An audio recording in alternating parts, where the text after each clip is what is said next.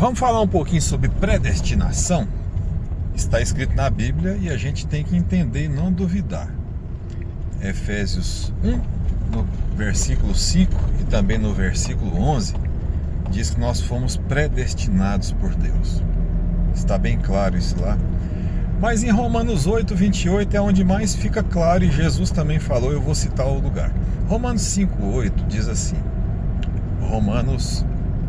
8, 28 diz assim: todas as coisas contribuem juntamente para o bem daqueles que amam a Deus, daqueles que são chamados segundo o seu propósito, porque os que dantes conheceu, os predestinou para serem conforme a imagem de Jesus, a fim de que ele seja o primogênito entre muitos irmãos. E aos que predestinou, a esses chamou, aos que chamou, a esses justificou, e aos que justificou, a esses já glorificou.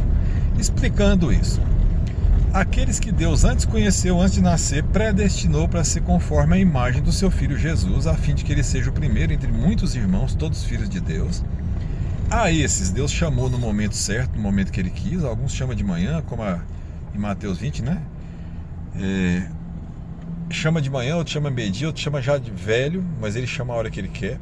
Ele justificou com a morte de Jesus na cruz, né? Jesus deu a vida por nós em substituição.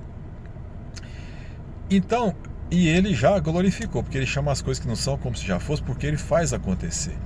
Nós seremos glorificados pelo Espírito Santo, e não é mérito nosso, é mérito de Deus, né? Então a predestinação existe. Jesus, por exemplo, falou assim, em João 6,47, ele fala: em verdade vos digo, aquele que crê em mim tem a vida eterna. Ele fala no presente, ele não fala talvez terá, ele fala no presente. Não é talvez terá, se fizer isso ou aquilo, ou se for batizado, se receber. Ele já está falando por quê? Em João 6,44, ele revela uma coisa importantíssima.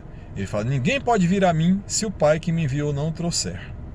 Ninguém pode ir a Jesus se Deus não mandar essa pessoa, se Deus não predestinar essa pessoa, tá bom? E aí ele completa no João 6,37, que é até antes, né? Ele fala: todo que o Pai me dá virá a mim, e o que vem a mim de maneira nenhuma eu lançarei fora, porque eu desci do céu não para fazer a minha vontade, mas a vontade do Pai que me enviou. E a vontade do Pai que me enviou é essa, que todo aquele que vê o Filho e crê nele tem a vida eterna, e eu ressuscitarei no último dia, né?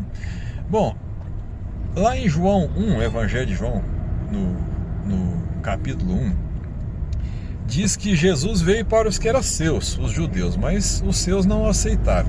Mas a todos que o aceitaram foram dados o poder de serem feitos filhos de Deus.